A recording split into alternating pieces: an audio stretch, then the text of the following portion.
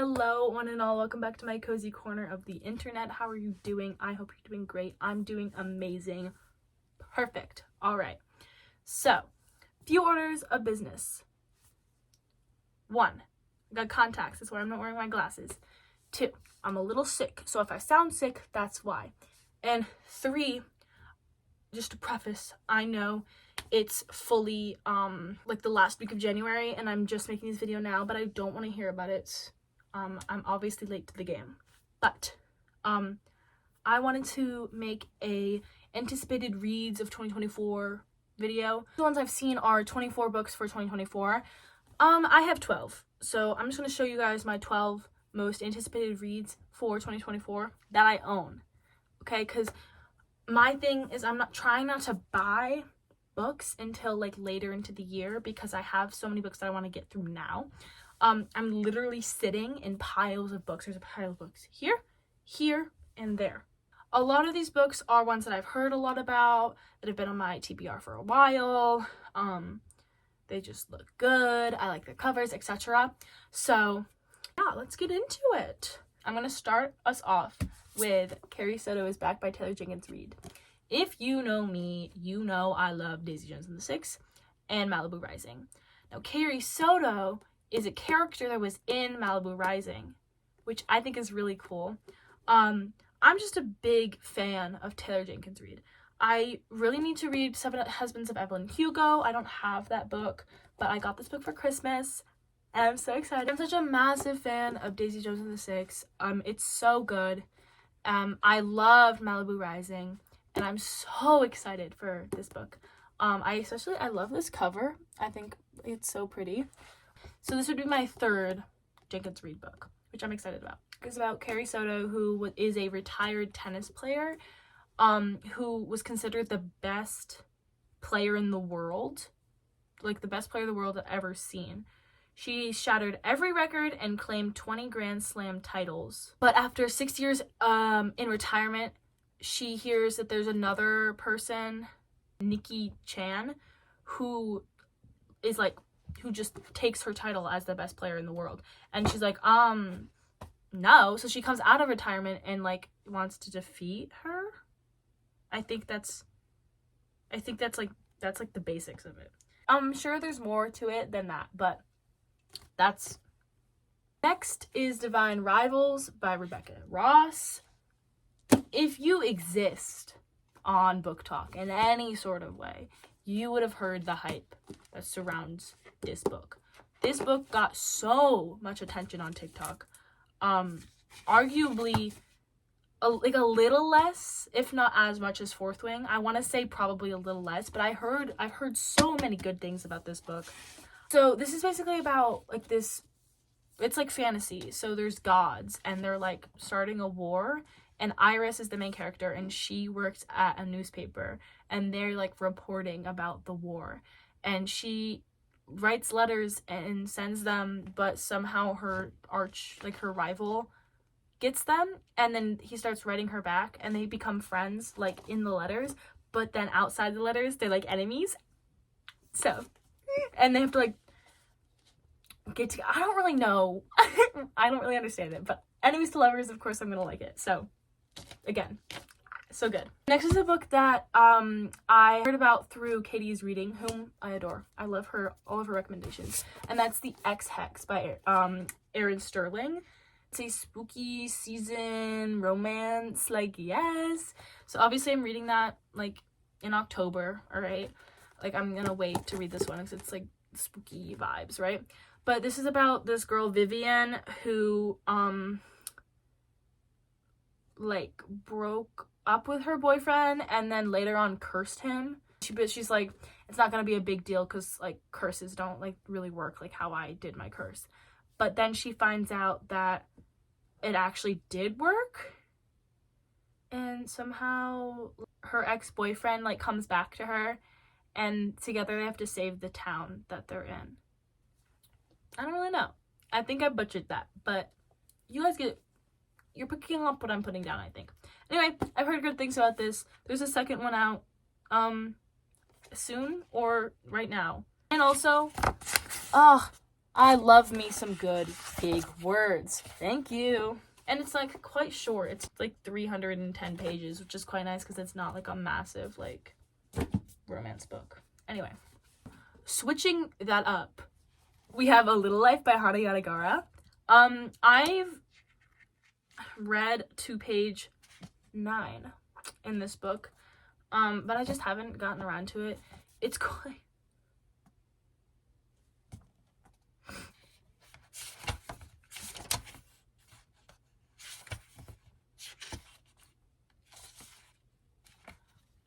It's 816 pages,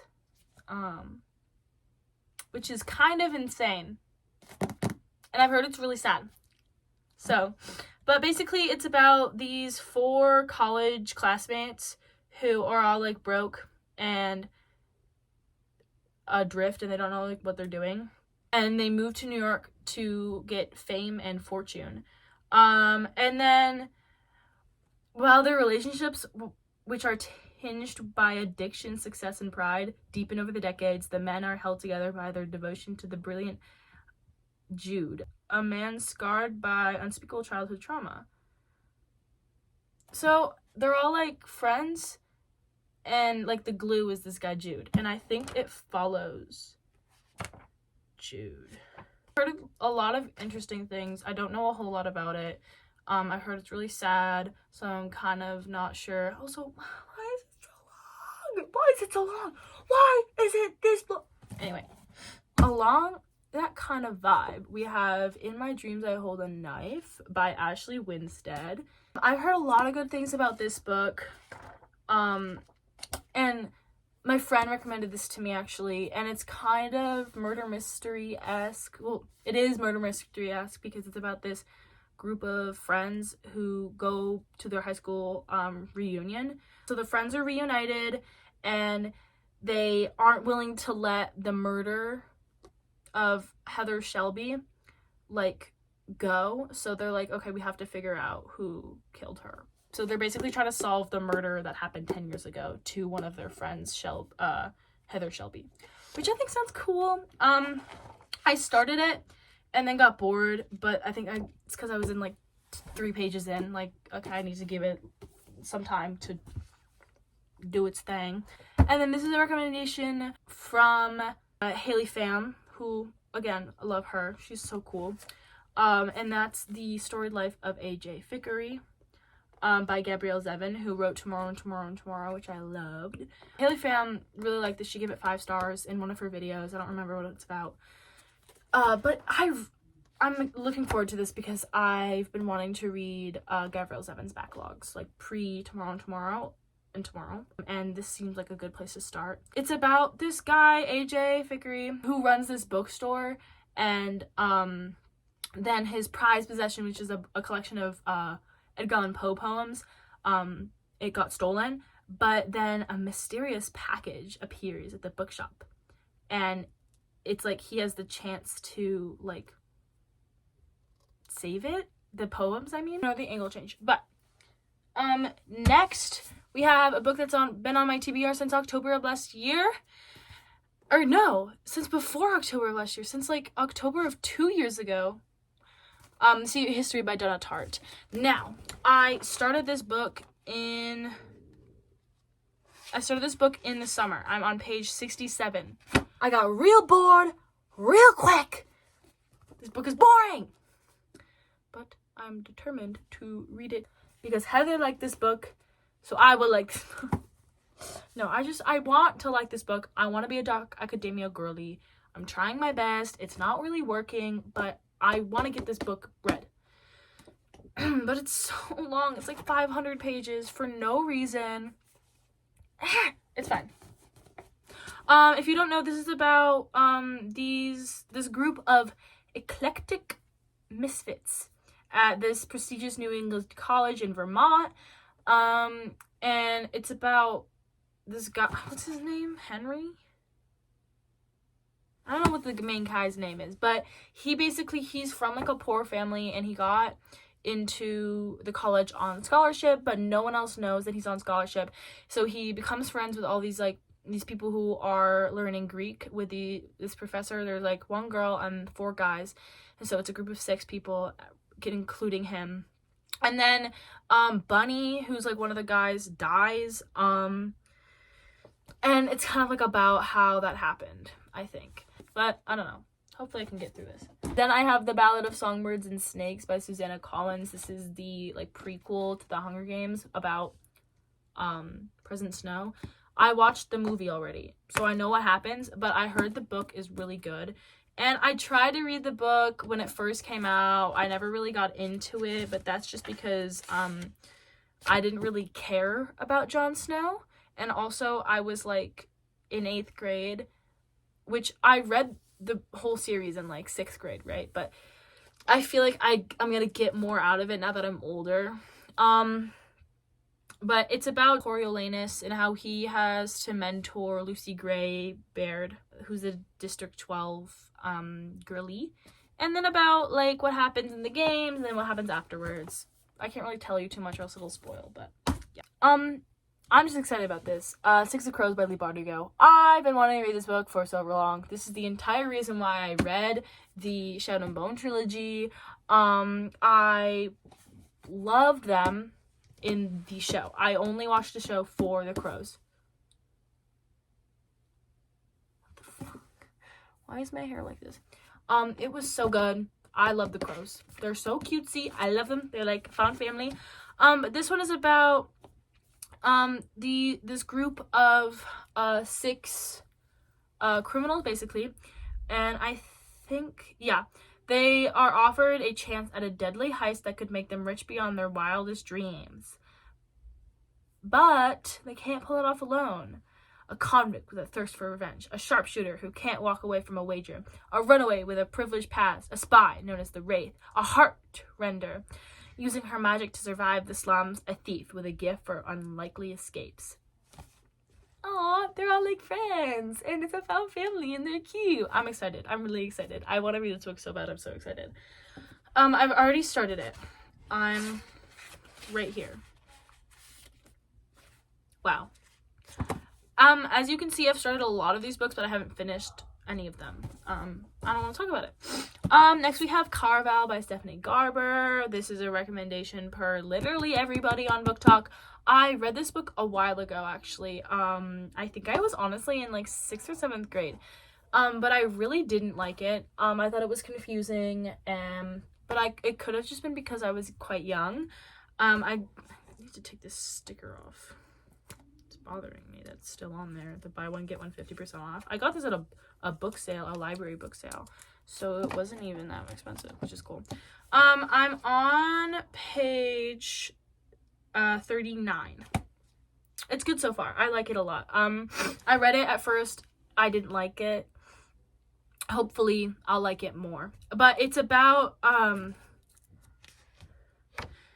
this girl called Scarlet, and she lives on this island with her sister Donatella, and her father arranged a marriage for her, and she's always wanted to see this like legendary carnival called Carval, which comes like once every few years, but she is like, oh, well, I can't go because my dad arranged this marriage for me. But then she like gets an invitation, and she like figures out a way to get there, and realizes that it's not what it seems, and then she's got to like figure it out. I don't really know. Next we have Restore Me by Tara Maffey. I just need to finish this damn series. All right, I heard that Ignite Me was the best one in the series. I'm already past that, and that book was good. So I don't have high hopes for any of the rest of them because I heard that one was the best. But I don't know. I'm excited. I don't know. I want to finish the series. I haven't even started. I just put my bookmark in it. I can't really tell you what this one's about because it kind of will spoil like the rest of the series. But about this girl Juliet, and she's got powers, and she's got to escape, basically. The bad guy. Wow, you're welcome. That was a great explanation. But I've heard great things about this, particularly from Maddie. Manita. I don't know how to say her name. I'm sorry. I'm fake. But I love her. She's great. But yes, I need to finish the series. And last but not least, I'm very excited for this. We've got Bunny by Mona Awad. I've heard a lot of good things about this book. But it's about this girl, Samantha. She's at this elite New England university. Can we sense a theme? Called Warren University. And there's like this little clique of a bunch of like rich girls who call each other Bunny, which is kind of weird. But she basically receives an invitation to their like little party. And she is plunged deeper and deeper into the bunny's world and begins to take a part in their monstrous experiments. So basically it's girly pop. Like, oh, you have to be there. It's, again, like 310 pages, not even. And I've heard so many good things about this book. And yeah, I don't know. Also, Margaret Atwood, she quoted it, which I think is really cool. For some reason, I thought she was dead. Am I dumb? What? Okay, anyway, that's it. Those are all my books that I have for y'all. Oh, this one, I'll talk about this one. This is Shout by Laurie Halls Anderson. She's one of my favorite authors, but this is her memoir. And it's also signed. Okay, but this is like her memoir in poems.